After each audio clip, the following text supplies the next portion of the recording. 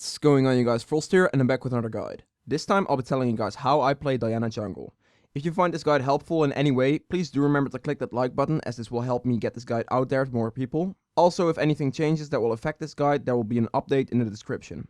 The following subjects will be mentioned in this guide: champion description, abilities, leveling order, runes, masteries, the item build, and ending off with jungle strategy.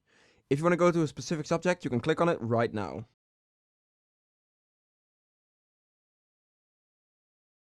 Champion description. Diana is a mage/assassin. Her kit allows her to deal substantial amounts of consistent damage while remaining mobile. This is mainly because of her low cooldowns on all of her abilities. But in return, her mana costs are quite high, so be careful with spamming your abilities. Besides the high mana cost, another problem with Diana is she hasn't got the best ganks. It really starts after she gets her ultimate. But this doesn't have to be a problem because Diana is one of the fastest at clearing her jungle camps. Overall, Diana is a very strong champion with great outplay potential. If you enjoy a mobile champion with a lot of burst damage, Diana is definitely the champion for you. Diana's abilities. Moonsilver Blade. This is a passive ability with two separate effects, granting Diana a permanent passive attack speed buff of 20%, and her auto attacks generate stacks on hit. At 2 stacks, Diana gains an on-hit effect which deals damage in a point-blank area of effect. This makes Diana one of the fastest junglers in the game, because the area of effect really helps clear her camps quickly. Her first ability, Crescent Strike, is a curved skill shot that passes through enemies, leaving behind an effect called Moonlight, granting sight of them for 3 seconds. This ability is the go-to ability in Diana's kit. It has consistently low mana cost at only 55 mana, as well as a low cooldown. Hitting with the curve might be tricky in the beginning, so give yourself some time to practice on this skill. Her second ability, Pale Cascade, is a self-targeting ability that shields Diana and summons 3 spheres that will detonate on collision with an enemy. If all 3 spheres detonate, the shield is reapplied and the duration is refreshed. This second shield stacks with the original shield. In the jungle, this ability is insanely strong. It pretty much means you take little to no damage on each jungle camp. But try not to overuse this ability, especially if you don't have a blue buff, because you will run out of mana quickly. Her third ability, Moonfall, is a point-blank area effect that draws in all nearby enemies to Diana's location and slows them for 2 seconds afterwards. This ability interrupts channeling abilities such as Karthus ult, Katarina ult, but it can also stop the enemy from flashing away if you time it correctly. Her fourth ability, Lunar Rush, is a single target dash that deals magic damage to enemies on hit. If the enemy is afflicted by Moonlight, the cooldown on this ability is refreshed. If you are standing next to the target when you cast this ability, it will put you on the other side of the target. This can be used for dodging skill shots such as Ash Arrow or Lux ult. You can also use this ability right as you cast Crescent Strike to jump to the target whilst it's still traveling to get the cooldown refresh. Leveling these abilities. On level 1 I start with my W to deal a solid amount of damage and take as little damage as I possibly can. Then on level 2 I take my Q to get more damage when clearing, and E is pretty much useless when clearing your jungle anyway. On level 3 I'll take a second point into my W. This second point will make it so you don't lose any health anymore when you're clearing your jungle. It seems to work just right. Then on level 4 you take your E just to have it for ganks, as it might come in useful every now and again.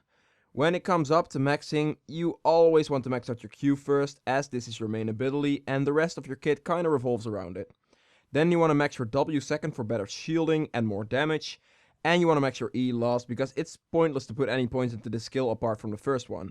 And of course you want to level your R whenever possible. The runes. I go for 9 attack speed marks, 9 scaling armor seals, 9 flat AP glyphs and 3 flat AP quints. I take the attack speed because the 15% you get from this combined with the attack speed you get from your passive will make you clear your jungle insanely fast. Then I take 9 scaling armor seals because, well, you don't really need the flat armor on Diana as she has no problems clearing while staying on full health. You could also even go for scaling health seals. That could help you out later in the game because the 200 extra health you get from it is pretty substantial. And finally I take flat AP glyphs and quints because this allows me to stay at full health no problem when clearing your jungle early on. Plus it also speeds your clear up by a lot. The Masteries. I go for 18-12-0 on Diana. In the Ferocity tree I take the spell damage increase over the attack speed because, well, all your damage comes from your spells. Then I'll take Double-Edged Sword for more damage, and Feast is quite useless since you don't really lose health when clearing anyway. After that I take the AP increase over the Sustain because, again, you don't really lose health as Diana. Then I generally take Bounty Hunter because Diana is one of those champions that has a really easy time killing people. After that you take Magic Pen into Deathfire Touch. Then in the Cunning tree I take the increased damage to minions and monsters. This helps you out in clearing a bit faster, but it also helps you last hit if you're taking over a lane for a bit. Then I'll take the increased buff duration on Diana. The reason I don't get assassination is because blue buff is everything. The longer you have blue buff, the stronger you are. After that, you simply take increased damage on targets below 40% health and dangerous game to help you with the mana sustain when you kill people.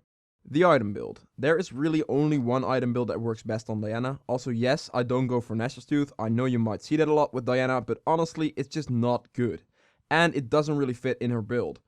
Anyway, let's get back into the build. To start off, you want to get yourself a Hunter's Talisman, 3 health potions and a Warding Trinket. After the initial clear, you want to go back and buy the Stalker's upgrade to your jungle item. After this, you want to get yourself a pair of regular boots to increase your clear speed and overall speed when roaming the map. At this stage, you want to build into the AP enchant to your jungle item. After you get that, you want to finish your boots into a pair of Sorks. This will help you increase your damage quite substantially, but it will also increase the speed at which you roam the map. Now, at this stage, you want to start building into a Zonias. The reason I go for Zonias as a first item on Diana is because with the active, you can dive into the enemy team, one-shot a target and be safe to wait for your cooldowns and do it again. Zonias just offers you so much potential to outplay your opponent, and it also gives you quite a lot of extra damage. After Zonias, you want to get yourself a Death Cap. The reason I build Death Cap at this stage in the build is because once you get it, your damage will become insane.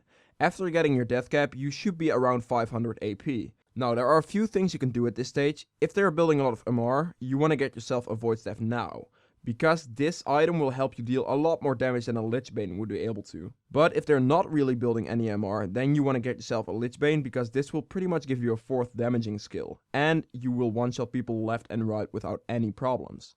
Plus, Lich Bane also allows you to split push like a monster. Combining Lich Bane with your passive will allow you to kill turrets in under 10 seconds. By the way, when it comes to inhibitors, Diana's passive only works when you hit it from a certain angle, which is strange but true. And as a final thing to do in its build, you want to sell your jungle item for Ludens. The reason you do this is pretty much for the 40 extra AP you get from it. This will make quite a difference later on in the game. Jungle strategy. In the background right now you can see the jungle routes for both sides of the map. Whilst this is playing, I'll quickly talk to you guys about teamfighting with Diana, when it's smart to split push and when you want to gank.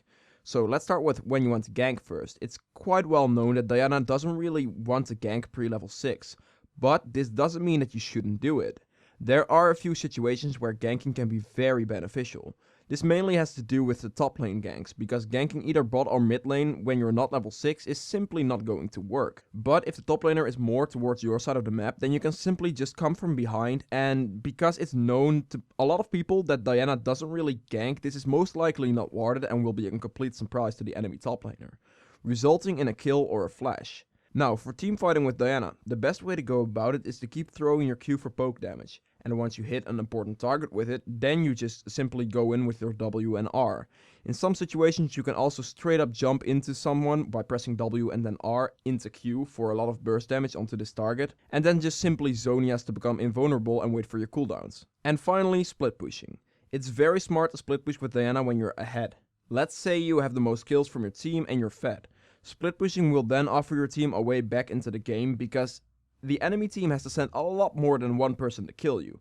And if they don't do this, then you're Diana and you simply punish that and kill the turret in less than 10 seconds. Thank you guys so much for watching. If you've enjoyed it or learned anything from it, please do remember to click that like button right below this video, as this helps me get this video out there.